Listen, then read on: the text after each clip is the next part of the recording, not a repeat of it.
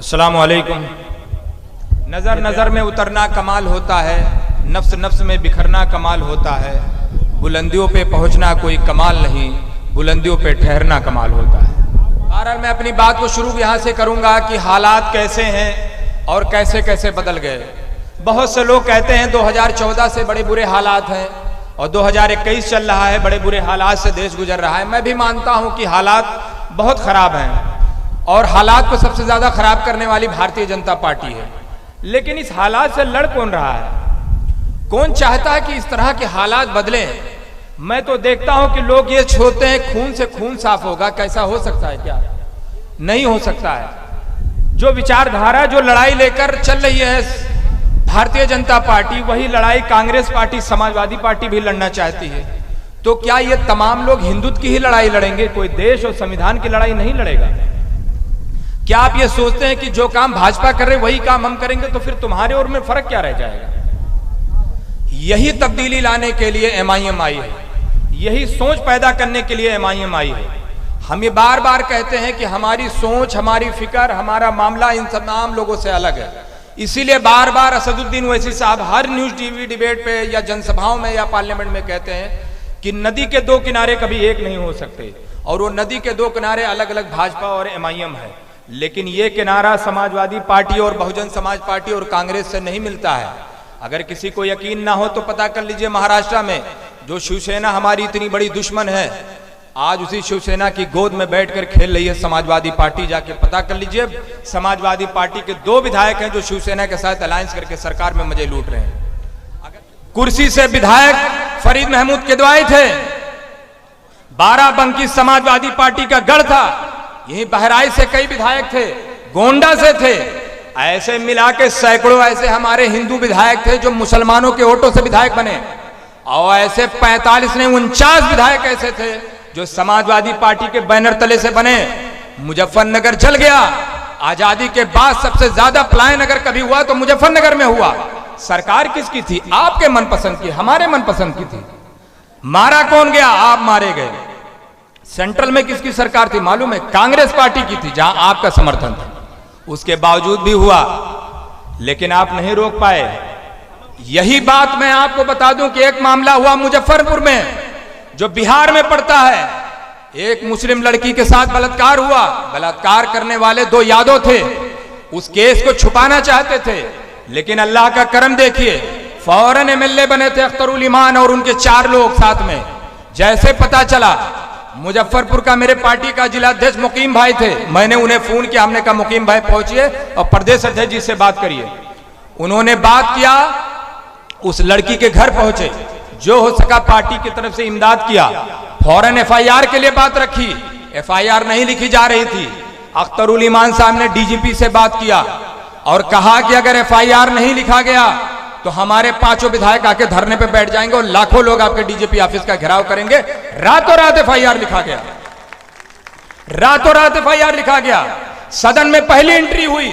शपथ लेने के बाद फौरन अख्तरुल ईमान साहब ने कहा उस लड़की के लिए बेहतरीन से, उस लड़की के लिए कुछ ना कुछ मदद की जाए सरकार की तरफ से, और इन लोगों को सख्त से सख्त सजा दिलाई जाए। आपको बताऊं कि 2 दिन के अंदर 48 घंटे के अंदर उन दोनों को पकड़ा गया, जेल भेजा गया और अभी भी जेल में है, और उस लड़की के घर को अच्छा खासा सरकार की तरफ से मुआवजा दिलाया।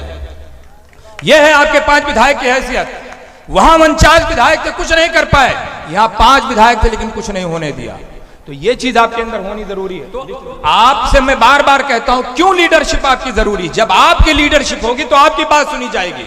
लेकिन अगर आप किसी दूसरे की लीडरशिप को एक्सेप्ट करेंगे तो आप एक बधुआ बैल लेंगे, जो कहा जाएगा वही बोलेंगे। हिम्मत नहीं रहेगी आपको स्टेज पे खड़े होने की। किसी भी मुसलमान दाढ़ी वाले को समाजवादी पार्टी का स्टेज पे खड़ा किया नहीं जा रहा है, आपका नाम तक नहीं लिया जा रहा है। और कहा जाता है भाजपा को हराना तुम्हारे बाप का ठेका हम लिए हैं क्या? भाजपा को हराने सिर्फ हमारी जिम्मेदारी है। वोट तुम्हारे लोग दें और भाजपा को हम हराएं, अब ये नहीं चलेगा। भाजपा को आप हराइए 10 साल तक, हम बैठ के तमाशा देखेंगे। बहरहाल आपके बीच में मौलाना असद जमाल साहब थे। कितनी खूबसूरत बात वो कह के गए अपनी चंद मिनट में। उन्होंने कहा कि जब तक आप अपना लीडर तस्लीम नहीं करोगे, जैसे आप मस्जिद में नमाज पढ़ने जाते हो, जब तक एक इमाम के पीछे नहीं खड़े होते हैं, अगर उसी के साथ 2 इमाम खड़े हो जाएं तो एक रुकू में रहेगा, एक सजदे में रहेगा। वैसे ही आपकी हालत बन गई है कि आप सोनिया गांधी को भी लीडर मानते हैं, मायावती को भी मानते हैं, अखिलेश को भी मानते हैं। तो 3-3 लीडर मानने से तो मुस्तकबिल का हल नहीं निकलने वाला आपके। अगर आपको बेहतरीन लीडर मानना है, इमामत अगर पकड़नी है, अगर अमीर मानना है, तो वैसी हिसाब से बेहतरीन लीडर नहीं। मैं चैलेंज के साथ कहता हूं, पूरे हिंदुस्तान में किसी को बुला लीजिए, अगर वैसी हिसाब से बेहतरीन कोई लीडर हो तो हम तमाम लोग उनके साथ चलने के लिए तैयार हैं। तो अगर ये सारी चीजें सनद है आपके लिए तो अमल करना चाहिए। इससे पहले कि अंधेरा हो जाए, जुगनुओं तुमको ही चांद उगाना होगा। बहरहाल मैं अपनी बात को आगे बढ़ाऊं और एक नाम सिर्फ मेरे पास है, उससे पहले मैं आपको बता दूं, एक बहुत अच्छी बात आप लोगों को बता दें, बहुत जरूरी है ये बताना कि लोग आपसे 2 चीजों के इल्जाम बहुत लगाते हैं। एक तो कहते हैं कि ओवैसी साहब भाजपा के एजेंट है। अच्छा, अभी साबित करने में आ जाए तो नानी मर जाएंगे अच्छे, लेकिन साबित नहीं कर पाओगे। नस्लें खत्म हो जाएंगी लेकिन कर नहीं पाओगे। इल्जाम लगाना आसान होता है, साबित करना बहुत मुश्किल। दूसरा एक नया इल्जाम आया है आपके पास, वो आया है कि ओवैसी साहब जेल क्यों नहीं जाते, इसीलिए भाजपा के एजेंट हैं। मुझसे भी एक आदमी ने सवाल किया था और वो अभी माशाल्लाह पत्रकार ही थे, अच्छे थे बेचारे, और बिहार से लेकर यूपी तक कवरेज करते हैं। तो बोले जेल क्यों नहीं जाते? तो हमने कहा राष्ट्रीय अध्यक्ष की तुलना राष्ट्रीय अध्यक्ष से कीजिए तो मैं जवाब दूं। बोले हाँ ये बात तो सही। हमने कहा ओवैसी साहब क्या कहें, राष्ट्रीय अध्यक्ष है। तो हमने कहा आप एग्जाम्पल किसका दे? तो आजम खां का, शहाबुद्दीन साहब का, अतीक अहमद का। आप एग्जाम्पल दीजिए, अखिलेश यादव का, मायावती का, सोनिया गांधी का, ओवैसी साहब का, तो मैं मानूं। सोनिया गांधी क्यों नहीं जेल जाती, उनके ऊपर भी केस है। मायावती क्यों नहीं जेल जाती, उनके ऊपर भी केस है। अखिलेश यादव क्यों नहीं जाते, उनके ऊपर भी मुकदमा है। मुलायम सिंह यादव क्यों नहीं जाते, उनके ऊपर भी मुकदमा है। ओवैसी साहब भी सिर्फ जेल जाए का?